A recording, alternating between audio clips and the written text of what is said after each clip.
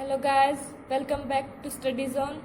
अगर आपने अब तक इस चैनल को सब्सक्राइब नहीं किया है तो प्लीज़ आप सबसे पहले जाके इस चैनल को सब्सक्राइब करें और साथ ही बेल आइकन को भी ज़रूर दबा दें। तो आज हम 10th क्लास के एक टॉपिक लीनियर इक्वेशंस इन टू वेरिएबल के बारे में डिस्कस करेंगे। क्या होती हैं ये लीनियर इक्वेशंस इन टू वेरिएबल? टू वेरिएबल का मतलब होता है कि एक इक्वेशन के अंदर दो वेरिएबल्स होंगे। वेरिएबल्स क्या होते हैं? जिनकी वैल्यू चेंज हो सकती है। हम अपने अकॉर्डिंग या सॉल्यूशन के अकॉर्डिंग वैल्यूज़ को चेंज कर सकते हैं, जैसे कि एक्स वाई। अगर हम ये कह दें कि X Y belongs to natural numbers, तो इसका क्या मतलब है कि एक्स की और वाई की वैल्यूज़ 1 से लेके और इन्फिनिटी तक चेंज होती रहेगी। तो ये एक एक्स और वाई एक वेरिएबल हो गया। अब हम बोलते हैं जैसे 1, 2, 3, ये सब क्या है? ये सब कांस्टेंट वैल्यूज़ हैं, इनको हम चेंज नहीं कर सकते। और एक्स वाई को हमने वेरिएबल माना था। अगर हम इसको बिलोंग टू नेचुरल कह देंगे तो ये 1 से लेके इन्फिनिटी तक, जहाँ तक नेचुरल नंबर्स जाते हैं वहाँ तक कम्प्लीटली, वहाँ तक ये चेंज हो सकती है। तो आज हम linear equation in two variable के बारे में डिस्कस करेंगे। तो चलिए शुरू करते हैं आज की क्लास। अब देखो, ये वाली एक इक्वेशन मानी है मैंने, b1y प्लस c1। ये इक्वेशन की स्टैंडर्ड फॉर्म होती है टू वेरिएबल के अंदर। अब हम दो इक्वेशंस के बारे में डिस्कस करेंगे। पेयर ऑफ मतलब दो इक्वेशंस को सोल्व करेंगे हम। तो इसी फॉर्म में सेकेंड इक्वेशन को क्या लिखेंगे? a2x plus b2y plus c2। ये सेकेंड इक्वेशन हो जाएगी इसी फॉर्म के अंदर। अब इसको हमें सोल्व करना हो तो कैसे सोल्व करेंगे? इसके भी बहुत सारे मेथड्स होते हैं जो हम अगले एक्सरसाइजेज में पता करेंगे, ठीक है। अब हम देखते हैं इसकी फर्स्ट एक्सरसाइज। ये देखो क्वेश्चन क्या दे रखा है। Aftab tales his daughter. Aftab अपनी बेटी को बताता है 7 years ago, 7 साल पहले, I was 7 times as old as you were then। मैं तुमसे 7 गुना ज़्यादा बड़ा था जब तुम थी, तब मैं तुमसे 7 गुना ज़्यादा बड़ा था। ऑल्सो 3 years from now, और अब से 3 साल के बाद, I shall be 3 times as old as you will be। कि 7 साल पहले तो मैं तुमसे 7 गुना ज़्यादा बड़ा था और 3 साल के बाद मैं तुमसे 3 गुना ज़्यादा बड़ा हो जाऊंगा। तो अब हमें इनकी प्रेजेंट एज निकालनी है। तो कैसे निकालेंगे? लेट कर लेंगे Aftab present age. Aftab's present age, Aftab की प्रेजेंट एज एक्स मान ली और उसके फादर्स प्रेजेंट एज क्या होगी? वाई लेट कर लिया। अब देखो, अब हमें निकालनी है 7 years ago। 7 years ago को कैसे निकालेंगे हम? 7 साल पहले, मतलब 7 साल पहले अगर वो आप 20 साल का है तो 7 साल पहले कितने साल का था? 13 का। तो अब ये x ईयर्स का है तो 7 साल पहले 7 माइनस एक्स, और उसका पापा y माइनस 7 हो गया। 7 साल पहले वो उससे 7 गुना ज़्यादा बड़ा था। 7 गुना ज़्यादा बड़ा था तो क्या हो जाएगा? यहाँ पे 7 से मल्टीप्लाई हो जाएगा, तभी तो ये इक्वल होंगे ना। ये वाला तो बड़ा है, ये छोटा है। अब देखो 7x माइनस 7 7 जा 49 इज इक्वल टू 5 माइनस 7। अब x और y वेरिएबल को एक साइड लेके आएंगे और विदाउट वेरिएबल्स को एक साइड लेके जाएंगे। तो 7x ये साइड प्लस का माइनस का हो जाएगा, तो 49 minus 7, then 7x minus y is equal to 42। This is our first equation होगी। हमें इक्वेशन ही निकालनी है, इनकी एज निकालनी नेक्स्ट एक्सरसाइजेज में आएंगी। अब देखो इसमें सेकंड पार्ट में क्या गिवन है? सेकंड पार्ट में गिवन है 3 years from now। अब से 3 साल के बाद। 3 साल के बाद का मतलब है 3 प्लस एक्स। अब अगर वो x ईयर्स का है तो 3 साल के बाद हो जाएगा 3 प्लस एक्स साल का, और उसका पापा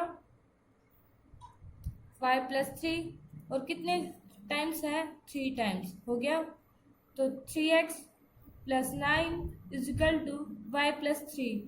3x minus y is equal to 3 minus 9, 3x minus Y is equal to -6। अगर हमें यहाँ पे माइनस नहीं रखना हो, अगर हमें ये पॉजिटिव बनाना हो तो माइनस कॉमन भी ले सकते हैं। माइनस कॉमन लेंगे तो क्या हो जाएगा यहाँ पे y minus 3x is equal to 6। ये हमारी हो गई सेकेंड इक्वेशन। अब हमें ये इस एक्सरसाइज में ग्राफ पे प्लॉट करनी दे रखी है। आपको अगर ग्राफ पे प्लॉट करनी नहीं आती हो तो मैं इसकी टेबल बनानी बता देती हूँ, उसके बाद आप प्लॉट कर लेना। टेबल कैसे बनती है, मिनिमम 2 पॉइंट्स लेने होते हैं हमें, मैक्सिमम आप कितने भी ले लो, मिनिमम 2 पॉइंट्स लेने होते हैं। 2 भी ले सकते हैं, 3 भी ले सकते हैं, हम 3 ले लेते हैं। चलो अब देखो x की वैल्यू हम यहाँ पे 1 पुट करेंगे, x की वैल्यू 1 पुट करेंगे तो y की वैल्यू क्या आ जाएगी 7 minus Y is equal to 42 और y की वैल्यू आएगी -36। हो गया -36। अगर x की वैल्यू 2 पुट करेंगे तो -28, x की वैल्यू 3 पुट करेंगे तो -21। ये वैल्यूज आ गई। इसी तरह इस इक्वेशन से निकालेंगे हम वैल्यूज x की और y की। x की वैल्यू अगर हमने 0 पुट कर दी तो y की वैल्यू क्या आ जाएगी 6। x is equal to 0 then 0 then y is equal to 6। Okay, x की वैल्यू हम 1 पुट करेंगे तो y minus 3 is equal to 6, y is equal to 6 plus 3 9। Okay, x की वैल्यू 2 पुट करेंगे तो y minus 6 is equal to 6, y is equal to 12। हो गया। अब ये ग्राफ पे कैसे बनाते हैं, ये वाली नंबर लाइन होती है ऐसे, ये 1 2 3 4 5 6 7 8 9 10 ऐसे। तो यहाँ पे क्या करेंगे, x1 पे है y माइनस 36 पे, x1 पे y माइनस 36 पे, ऐसे ऐसे नीचे नीचे कोई पॉइंट आएगा। x2 पे है y माइनस 28 पे, ऐसे कोई पॉइंट आएगा नीचे, ये ऐसे कोई पॉइंट आएगा नीचे, ये वाली ऐसे एक लाइन बन जाएगी। ऐसे लाइन बनानी होती है ग्राफ के अंदर। ओके, समझ में आ गया होगा। तो चलो एक और नेक्स्ट क्वेश्चन देख लेते हैं। अब हम क्या दे रखा है नेक्स्ट क्वेश्चन के अंदर, the coach of a cricket team buys 3 bats 6 ball from RS 3900। एक कोच है क्रिकेट टीम का, 3 बैट खरीदता है। बैट कितने खरीदता है 3 बैट्स 6 बॉल्स। हो गया। और क्या है, she buys another bat and 3 more balls of the same kind of RS 300। देखो, let the bats, हमें बैट्स नहीं पता कितने हैं, x मान लिए। let the balls कितने मान लिए, y मान ली। अब RS दे रखा था रुपीज कितने में, 3 bat 6 ball, 3 bat plus 6 ball, sorry 6 ball 3900 rupees में।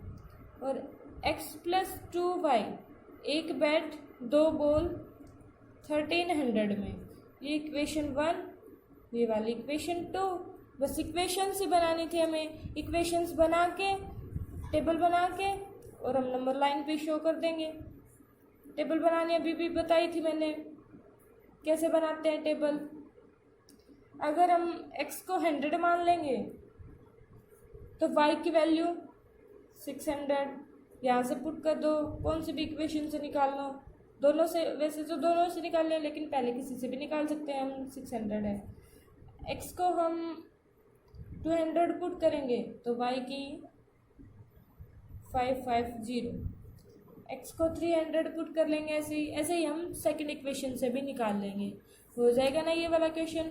अब देखो, इसी के साथ हम थर्ड क्वेश्चन भी देख लेते हैं। थर्ड क्वेश्चन में भी क्या दे रखा है कि the cost of 2 kg apples and 1 kg grapes on a day was found to be. Let कर लिया cost of apples x grapes का कर लिया y, तो 2 kg ग्रेप्स है तो 2x plus 1 kg 2 kg apples है तो 2x, 1 kg ग्रेप्स है तो 1y is equal to 160। After a month, एक महीने के बाद कॉस्ट क्या हो गया, बढ़ गया, तो 4 kg एप्पल्स का प्लस 2 kg ग्रेप्स का कितना हो गया, 300। अब ये इक्वेशंस ही बनानी थी, यही इक्वेशंस बनानी थी, ये हमने बना दी। अब इनसे पॉइंट्स निकाल के टेबल ड्रॉ कर देंगे, एक्स वाई की वैल्यू निकालो और टेबल बना, ग्राफ बना दो, हो जाएगा ना ये वाला क्वेश्चन। इस एक्सरसाइज में क्या करना था हमें, बस इक्वेशंस बनानी थी और ग्राफ के ऊपर ड्रॉ करनी थी। नेक्स्ट एक्सरसाइज में क्या करना है, हमें सॉल्यूशंस निकालने हैं, मतलब एक्स एंड वाई के आंसर्स निकालने हैं। वो कैसे निकालते हैं हम, इसको निकालने के लिए एक बार देखो, 3 तरह की लाइंस होती हैं। एक तो 2 लाइंस होंगी वो इंटरसेक्टिंग लाइंस होंगी, एक दूसरे को कट करेंगी। दूसरी तरह की लाइंस होती हैं कोइंसिडेंट, मतलब एक लाइन ऐसे जा रही है, दूसरी लाइन की इक्वेशन भी ऐसी आ गई कि ये इसको ऊपर से जाएगी, तो ये होगी कोइंसिडेंट लाइन। और तीसरी तरह की लाइन होती है पैरेलल लाइंस, जैसे हम ग्राफ में ड्रॉ कर रहे हैं और हमारी एक्स वाई की वैल्यू इस तरह से आ गई, ये एक्स की वैल्यू थी, ये वाई की वैल्यू थी, इस तरह से आ गई कि लाइन ये पहले वाले भी यहीं और दूसरे वाले भी यहीं पे, तो ये कोइंसिडेंट रेज होगी। फर्स्ट प्रॉपर्टी क्या थी, इंटरसेक्टिंग मतलब एक लाइन यहाँ पे ड्रॉ होगी, दूसरी लाइन यहाँ पे ऐसे कुछ ड्रॉ होगी, तो यहाँ पे इंटरसेक्ट कर रही है, ये एक इंटरसेक्टिंग पॉइंट है, तो इनको इंटरसेक्टिंग लाइन बोलते हैं। ये ऐसे थी फर्स्ट लाइन, दूसरी लाइन भी ऐसे, इनको क्या बोलते हैं, कोइंसिडेंट लाइंस। अब थर्ड प्रॉपर्टीज में क्या थी, पैरेलल लाइंस मतलब एक ऐसे ड्रॉ हो रही है, दूसरी इसके बिल्कुल पैरेलल, तो ये क्या होती हैं, ये पैरेलल लाइंस होती हैं। इनसे हम अब पैरेलल का, कोइंसिडेंट का, और उनको निकालने के लिए हम विदाउट ग्राफ में ड्रॉ करें ये पता कर सकते हैं कि ये लाइन पैरेलल है, कोइंसिडेंट है या फिर क्या है। देखो दो इक्वेशन गिवन है हमारे पास, जैसे कि x minus 2y is equal to 0 and 3x plus 4y minus 20 is equal to 0, ये 2 इक्वेशन गिवन है हमारे पास। अब हमें ये बताना है ये पैरेलल है, इंटरसेक्टिंग है या फिर कोइंसिडेंट है। अब इंटरसेक्टिंग के लिए होता है a1 क्या था, ये a2, ये a1 x plus b1 y plus c is equal to 0 थी standard form, a2 x plus b2 y plus c1 c2 is equal to 0, ये स्टैंडर्ड फॉर्म थी। अब a1 क्या है, x का कोफिशिएंट, b1 y का coefficient, c1 constant, यहाँ पे कांस्टेंट है ही नहीं तो 0।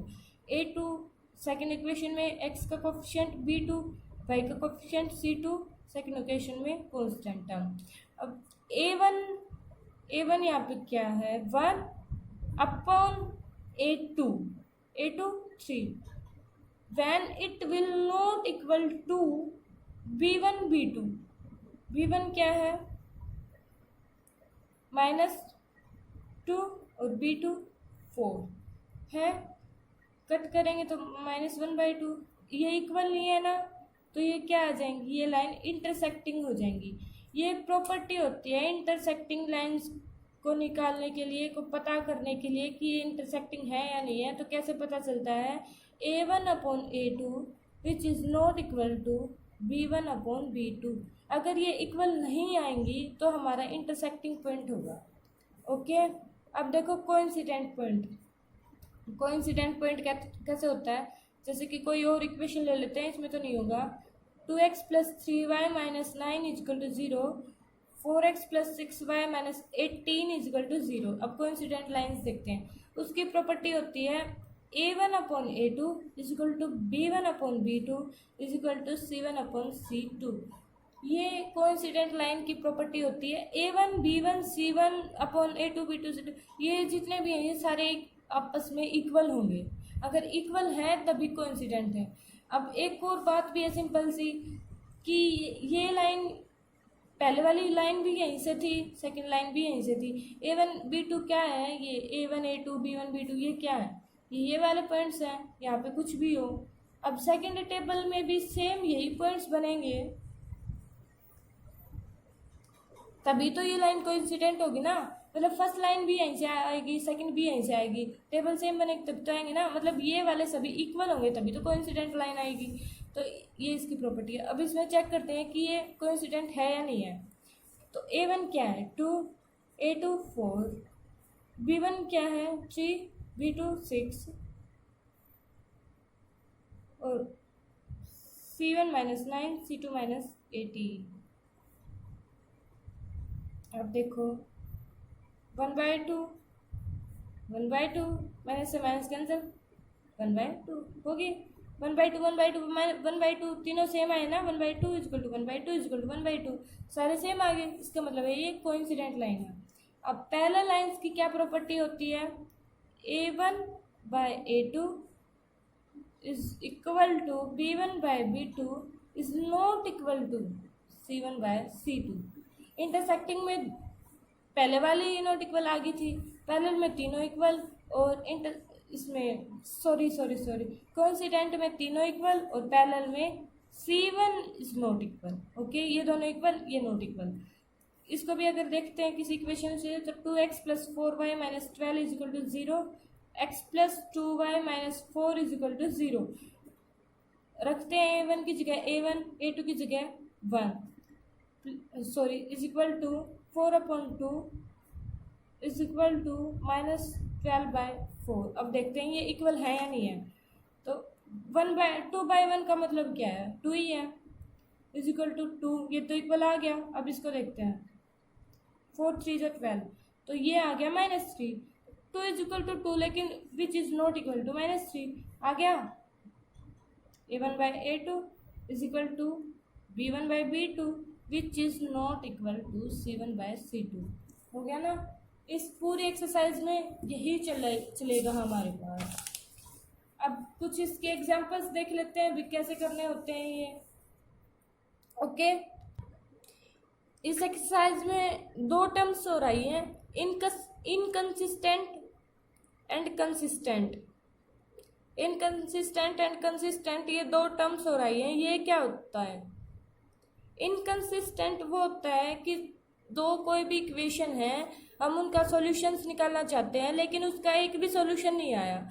जैसे कि हमने यहाँ पे एक ये बना रखा था ना कि ये लाइंस ऐसे चल रही हैं, ये आपस में कहीं पे कट करेंगी। ये पैरेलल लाइंस है, पैरेलल लाइंस है, तो ये कहीं पे भी कट नहीं करेंगी। कट ही नहीं करेंगी तो इन दोनों का आपस में सोल्यूशन कैसे आएगा। जैसे एक लाइन ये है, एक लाइन ये है, तो ये तो यहाँ पे कट कर गई। जैसे यहाँ पे ऐसे ग्राफ या फिर कैसे भी ग्राफ ड्रॉ करेंगे तो x की वैल्यू भी कुछ ना कुछ आएगी, y की भी वैल्यू कुछ ना कुछ आएगी। अगर ऐसे कुछ है, ये लाइन ऐसे कट कर रही है, तो यहाँ पे ये y की वैल्यू है और इतनी x की वैल्यू है। अगर ये लाइंस कट ही नहीं करेंगी तो कैसे आंसर आएगा हमारा, नहीं आएगा। तो जिन लाइंस का कोई भी सॉल्यूशन, कोई भी आंसर आता ही नहीं है, उनको बोलते हैं इनकंसिस्टेंट। और कंसिस्टेंट जिनको बोलते हैं जिनका एक पर्टिकुलर सॉल्यूशन आ जाता है या फिर मैनी सॉल्यूशंस आ जाते हैं। मैनी सॉल्यूशन भी कंसिस्टेंट के अंदर ही एग्जिस्ट करता है। जैसे कि कौन साइड लाइंस थी, ये एक दूसरे के ऊपर चल रही हैं, ऊपर चल रही है, यहाँ से यहाँ तक ये ऊपर चली है एक दूसरे के। तो इस पॉइंट पे भी सॉल्यूशन है एक दूसरे का, इस पॉइंट पे भी सॉल्यूशन है, इस पॉइंट पे भी सॉल्यूशन है, इसके तो हर पॉइंट पे सॉल्यूशन है। तो इसके 2 पार्ट्स में हो सकते हैं, एक तो वन सॉल्यूशन में और एक मैनी सॉल्यूशन में। वन सॉल्यूशन कब आएगा, जब इंटरसेक्ट करेंगी लाइंस, इंटरसेक्ट करेंगी तो एक सॉल्यूशन होगा। और मैनी सॉल्यूशन कब होंगे, जब कोइंसाइड करेंगी। तो ये 2 पॉइंट्स आते हैं इसमें, इनकंसिस्टेंट और कंसिस्टेंट। पूरी एक्सरसाइज में हमें कंसिस्टेंट इनकंसिस्टेंट ही बताने हैं। अब देखो हम एक क्वेश्चन लेते हैं। क्या गिवन है, half of the parameter of A garden which is rectangular. मतलब एक गार्डन है वो रेक्टेंगुलर है। क्या है, रेक्टेंगुलर।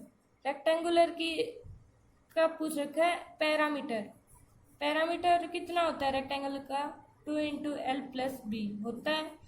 अब इसमें दे रखा है half of the parameter of rectangle, तो इसका हाफ तो L + B आ गया। अब देखो इसमें और क्या गिवन है, half of the perimeter of a garden which is rectangular and whose length is 4 more than its width. Length है वो width से 4 गुना ज़्यादा है, 4b ऐसे गिवन है। तो हमने लेंथ मान ली रेक्टेंगल की l, ब्रेथ मान ली b, जो लेंथ है वो ब्रेथ से 4 गुना ज़्यादा है। लिख लिया हमने according to sorry 4 more than मतलब 4 प्लस बी। अगर मल्टीपल ऑफ 4 बोलता या 4 टाइम्स बोलता तो 4 भी हो जाता, लेकिन इसने बोला है 4 more than 4 plus B. Okay, अब अकॉर्डिंग टू क्वेश्चंस देखते हैं कि देन इट्स विड्थ इज, जो हाफ ऑफ द पैरामीटर दे रखा था मतलब एल प्लस बी दे रखा था वो 36 गिवन था, वो 36 गिवन था। अब एक इक्वेशन तो डायरेक्टली यही बन गई हमारे पास, L plus B is equal to 36, ये तो गिवन है। और एक हमने यहाँ से गिवन, ये जो भी गिवन है कि लेंथ है वो ब्रेथ से 4 ज़्यादा है, तो L minus B is equal to 4। एक ये इक्वेशन बन गई, एक ये वाली इक्वेशन बन गई। अब हमें क्या करना है, यहाँ से एल इजिकल टू, इसको यहाँ पे लेके जाएंगे, एल की वैल्यू निकालेंगे तो 4 प्लस बी हो जाएगा। अब देखो ये एल की वैल्यू हम इसके अंदर पुट कर दें, इसके अंदर कर भी सकते हैं कि एल की वैल्यू निकाली हमने, एल की जगह हम क्या लिख देंगे 4 प्लस बी, एल की जगह लिख दिया 4 प्लस बी इजकल टू 36। एक बी यहाँ पे भी है भाई, तो 4 प्लस 2 भी हो गया इजकल टू 36 हो गया। यहाँ से 4 उस साइड गया माइनस का, तो 2 B is equal to 32, B is equal to 16। B की तरह आ गया 16, मतलब ब्रेथ आई है 16, और ब्रेथ अगर यहाँ पे पुट कर दो, यहाँ पे पुट कर दो, कहीं पे भी पुट कर दो, यहाँ पे पुट कर दो, 4 प्लस 16 आई थी, तो एल 20, लेंथ आ गई 20, ब्रेथ आ गई 16। यहाँ पे पुट कर दो, यहाँ से भी सेम आएगा, L minus 16 equal 4, then L equal to 16 उधर गया प्लस का हो गया, then L equal to 20, same ही आएगा। कहीं पे भी पुट कर दो आप, यहाँ पे पुट कर दो, यहाँ पे पुट कर दो, यहाँ पे पुट कर दो, किसी भी इक्वेशन में पुट कर दो, सेम ही आंसर आएगा। यहाँ से हमने ब्रेथ और लेंथ निकाल ली, ये ऐसे ही निकालना था। पिछली एक्सरसाइज में क्या गिवन था उसमें निकालने नहीं थे, उसमें बस इक्वेशंस बनाओ और ग्राफ पे ड्रॉ कर दो, इसमें हमें निकालना पड़ रहा है, बस इतना ही है। एक और क्वेश्चन देख लेते हैं। 5 pencil 7 pen together cost Rs 50, मतलब 5 पेंसिल प्लस 7 पेन्स, सारे के सारे कितने के हैं 50 के, और बोल दिया कि 7 pencil 5 pens, 7 pencils and 5 pens कितने के हैं 46 के। Find the cost of 1 pen and 1 pencil. Pencil को हम मान लेते हैं भाई दोनों पी से ही हो गए, तो एक्स वाई मान लेते हैं इनको, पेंसिल एक्स और पेन वाई। तो इक्वेशन क्या बन गई हमारे पास, 5x plus 7y is equal to 50, 7x plus 5y is equal to 46। अब यहाँ से या तो x की वैल्यू निकाल लो आप किसी भी इक्वेशन से, या तो y की वैल्यू निकाल लो आप किसी भी इक्वेशन से। तो एक इक्वेशन से निकालेंगे x या y की वैल्यू, तो उसको दूसरी में पुट कर देंगे तो हमारे पास दूसरी वैल्यू आ जाएगी। अब देखो यहाँ से, चलो यहाँ से निकाल लेते हैं x की value, 7x is equal to 46 minus 5y and x is equal to 46 minus 5y upon 7, ऐसे ही तो आएगी ना। अब ये जो x की वैल्यू आई है, ये वाली जो x की वैल्यू आई है, इसको हम इसमें पुट कर देंगे, इसमें पुट करेंगे 46 minus 5y upon 7 plus 7y is equal to 50, ऐसे ही होगा। अब इसकी मल्टीप्लाई कर देंगे आपस में, तो ये हमारा ऐसे इक्वेशन निकलेगा, पूरा का पूरा हो जाएगा ना सॉल्व। ये पूरी की पूरी इक्वेशन y में आ गई, इसको इससे मल्टीप्लाई करेंगे y की वैल्यू आएगी। y की वैल्यू हम या तो इस इक्वेशन में पुट करो या इसमें पुट करो, इसमें पुट करो, कहीं पे भी पुट करो तो हमारी x की वैल्यू आ जाएगी। x क्या है पेंसिल की कॉस्ट, y क्या है पेन की कॉस्ट, हो जाएगा ये इक्वेशन। चलो ठीक है, आज की हम क्लास यहीं पे बंद करते हैं। नेक्स्ट एक्सरसाइज करेंगे नेक्स्ट क्लास में। Thank you and have a good day for you.